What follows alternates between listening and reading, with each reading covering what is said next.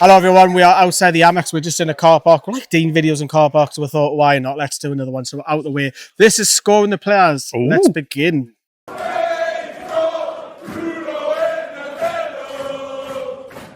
Yes, hello everyone. So 1-1 draw. Stay tuned to the last word in the vlog, which is coming up later on the night. We've both got I've got a long journey home. So stay tuned. Well, I don't. Well, you're a Bedford. It's not that far. But I'm going to get back to the tune. But we're going to kick things off. I'll start with the keeper, if that's all right. By all means do. Because I think it's the easiest one, to be honest. Can we just stress first that I don't live in Bedford? Nothing against the place, but I don't want to live there. Yes, for work purposes. Anyway, Nick Pope. Nick Pope didn't have much to do. He had a shot cross in the second half. First half, he picked the ball out the back of his net. Came out a couple of times to clear. Scored at 6. I don't think he was really tested by Brighton at all. So I think that's the easiest mark of the day. Where would you like to start, right or left back? I will go right back, please. And that means Kieran Trippier. First half was frustrating, but it was frustrating all round, really. And this is going forward. Obviously, their goal didn't come from his side, but there wasn't much composure from neither him or, in particular, Jacob Murphy, which we'll come on to later. But second half, I thought Trips was absolutely spot on. I thought it was class. Some fantastic tackles in there. Obviously, showing that leadership, getting players to kind of just when things were heating up and it was a bit of a pressure cooker. He was that calming influence, just to come on.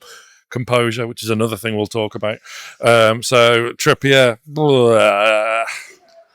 I mean, it's hard to go. I don't think we'll be discussing in the upper echelons of numbers today out of 10, but a good solid 7.5.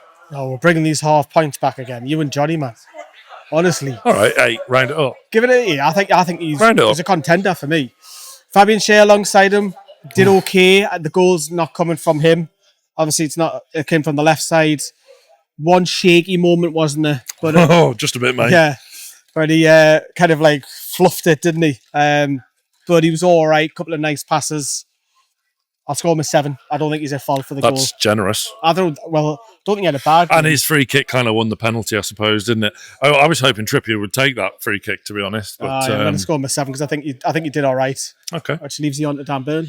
Yeah, well, this is where the good old debates of scoring the players comes back in, because Burn was better than Schar today, in my opinion. So I would give him an 8. I thought he was very good. Gets his former side. Yeah, defensively solid throughout. Obviously, the goal was disappointing to concede, but that was more sort of an issue elsewhere. But I thought you got what you see is what you get with Burn. We know what he brings, and it's starting to rain. Anyway. I thought it was supposed to be nice. Someone's come prepared. I really haven't. But yeah, Burn was solid, and he was probably the best sort of defender on the pitch today. Right, that leaves me Livramento, so I've got to pick out the goal because I think you can't show an inside, because a lot of the wingers in the Premier League are inverted. He's let Minteh cut in, and yes, you might say Tonali as well, but oh yes, but can't let him cut in because he's running inside. He's got the shot off, and he obviously scores. So for that, let's knock him down a peg or two. Forward, he was okay. Obviously, I was speaking to you beforehand, wasn't I? Saying that we haven't really missed Lewis Hall. So he's done a good job the last couple of months. He has. He's done an excellent job. This one's a tough one because I think offensively he was all right. Defensively, he cost him a goal. I'm going to give him a 6. I think he's probably the worst out the back four for me today. I'd back you up on that. Yeah, I think he's the worst out the back four today. He's largely a fault for that goal. Right, we'll move to the 3 midfielders. Who would you like to pick? Sandro, please. I didn't like his involvement for the goal. I thought he'd been sold a kipper, to be honest. I thought first half he was exceptionally poor, to be honest. What was it about it? Was it just because was he just done by Minteh's cleverness, or was he too scared to stick a leg out? Well, obviously, he didn't need to stick a leg out. He was maybe done a little bit by cleverness or a bit of hesitancy from Minteh going past Livramento and cutting in. It was sloppy all round. But first half, I thought he was very poor indeed. Actually, it was quite surprising. He spent too much time on the ball. He nearly dropped us in the brown stuff on a couple of occasions. Second half, as a team, we were better. Then he was back to what we're used to doing, and then obviously we employed a different formation. We went 4-2-3-1, and him and Bruno side by side gelled really well. I would probably go 6 as well for Tonali. I don't think it was his strongest game by any stretch of the imagination, but I'm madly in love with him. I think a lot of people are, not just the women in the Northeast. Let's begin. I'm going to have Joe Willock. Okay. Because there was some people, not everyone, but some people were saying they'd like to see Miley come in. Probably a third of the fan base, judging on what we've seen on social media, and probably 2/3 want to start Willock. I thought Willock was really bright, in particular first half on that left hand side. He was the shining light in the first half. Really, didn't I say it to you at some point? He's been my best player until they literally scored. Yeah, and him going on that left hand side with Barnes, I thought that was decent for me, and probably a little bit unfortunate to be subbed off because he was subbed off quite early for who was it? Was it Gordon? Yeah, it was the change of system, wasn't it? But no, it wasn't for Gordon. Sorry, it was for Wilson. I thought it was a little bit. He was, but you have to sacrifice someone, and at the end of the day, who are you going to leave on? 2 world-class centre midfielders, aren't you? So 7. I'm going to score my 7. Yeah, I think that's fair enough. He was a bright spark. He just needs to find some consistency. And that's what Eddie Howe was saying, that he needs to run him games, and he's getting that now, and he'll get the next 3 games probably because Joe Litton won't come back. But it leaves you one left. Yeah, Bruno's getting a 7 as well from me. Just kind of typical Bruno, both good and sometimes not so good. But there was certain moments where his head could have gone a little bit, and he was a rush of blood here and there. But on the whole, there was a couple of nice bits he did. There was some frustrating bits as well, but that was the team as a whole, really, not finding the right pass, not anticipating the right pass. It was just frustrating in spade loads, especially in that first half, because we could have been home and hosed. But yeah, I think 7 is as an all-round performance was fair enough for him. Would you like a vent, or would you like praise for the wingers? Because I'll pick the next one. You can have Barnes then. Right, okay. Because I know you would probably want to have your say on that. So I'll pick Harvey Barnes, and even me, I was probably thinking Gordon might start today, but Barnes obviously nominated alongside Jacob Murphy for Player of the Month. But Barnes, again, similar to Willock, I thought he was bright in that first half.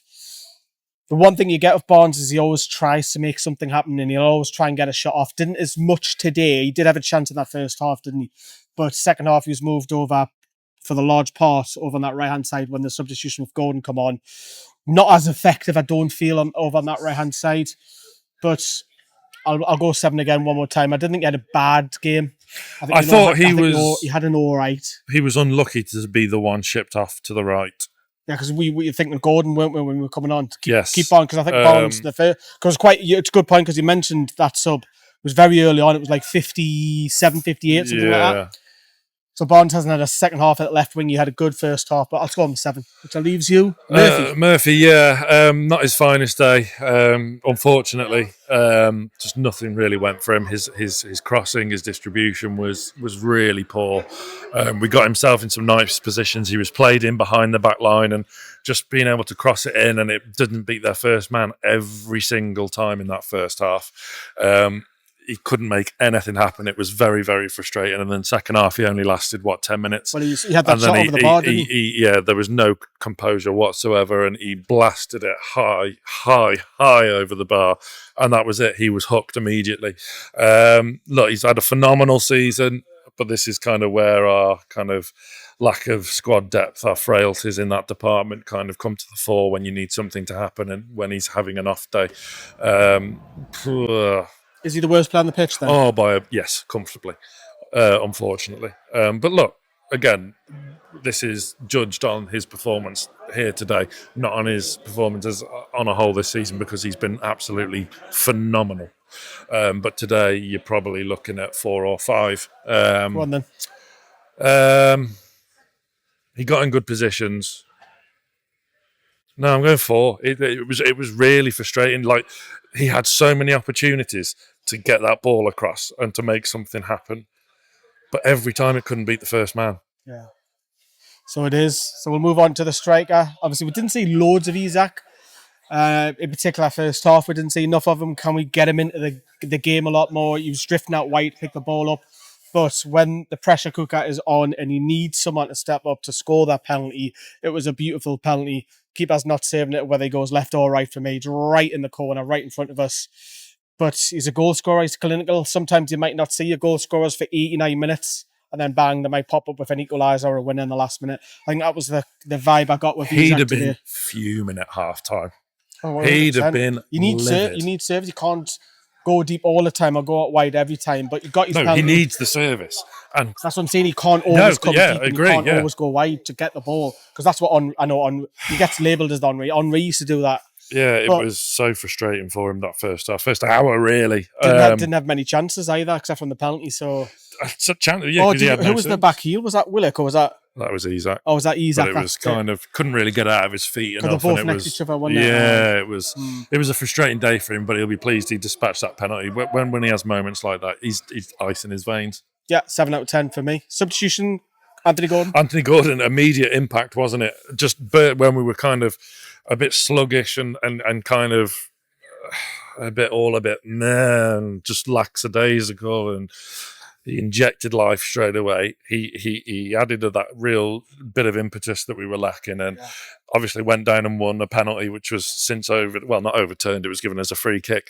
That decision will narc me. I have an issue with that, but we'll discuss that on the last word. But yeah, Gordon trying to make things happen, but there's still a few signs of rustiness there. His shots weren't very good. I think a 6. I think a 6 as well, but it's not his fault that it's not a 7, because if it was a penalty that was scored, you'd probably given him a 7. But such is life. Callum Wilson, I'll go straight off 5. I just didn't think he had much of an impact, to be honest with you. I wholeheartedly disagree. You think he had a massive impact? I thought he did we changed the system. Well. Yes, the system probably had an impact, but not him as an individual. No, I thought he did really well. Do you? Yeah. Let us know in the comments, because I didn't. And he had that chance at the end, didn't he? Where he was throwing goal. He does, but when you're a striker and you've not, it's a long time between drinks for him, and he's not been able to stay fit. He's had a horrible season. When you're a striker devoid of a bit of confidence, which he probably is, your first thought is to just fucking hit it as hard as you can. So that's what he's done. I thought he did okay. I thought, what were you going to give him? 5? 5? No, I'd up that to a 6 if it was up to me, but it's not. It's my score. I'm going to go and score 5, because for me, he has to keep that low, and he's got to at least get. It was a good save by the keeper. He made the keeper work. Height. Yes. No one else did that. Gordon didn't do that. True. Barnes didn't do that. Oh, I like scoring the players. I like it when someone argues with us back. But I'm scoring him a 5. If you think that's wrong, comment below. The other two, non-applicable. It was stoppage time. Get a few minutes. Just quickly before we get on to Howe/Tyndall, is Botman going to be a sub player for the rest of the season? Yeah, probably. Yeah, okay. What we're going to give Tyndall/Howe a day? Well, it's not Tyndall/Howe, it's Eddie Howe. Well, we'll give Eddie Howe a mark then. I really like the change of system, and I was kind of thinking. He doesn't always do that, you know. No, but it was needed because teams like Brighton and Fulham, they've been our kryptonite this season, and results against those sort of sides is probably why we haven't already qualified for the Champions League this season. But I really like the change of system, and I thought it worked. The problem is, like I said in the match reaction earlier, there was no way we were scoring from open play today. No, we weren't.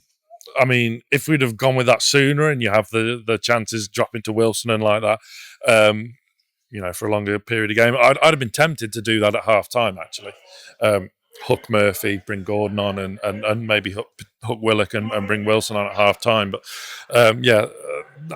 Howe's made things happen. It was worth a try. I thought it did okay with Isak just playing behind Wilson. It's a tricky place to come, this, with a horrendous record here. So, Howe, 7. That's what I was going to say. I'll match it at 7. I think a point to Brighton isn't a bad result. Forget about where we are on the table just for a second. Just in general, our record here is awful. And we've come back. It's probably our best performance here in the Premier League. It is. It is our best performance. And then we've obviously come from 1-0 down. It's a bit of a shame because they were there for the taking. Yeah, I don't feel Brighton were particularly brilliant today.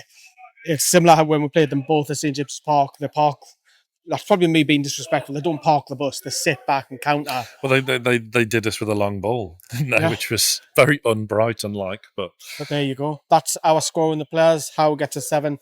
Majority of the players are getting 7, so that probably tells you Newcastle could have done a little bit more to win that game. Yeah. But we'll take the point.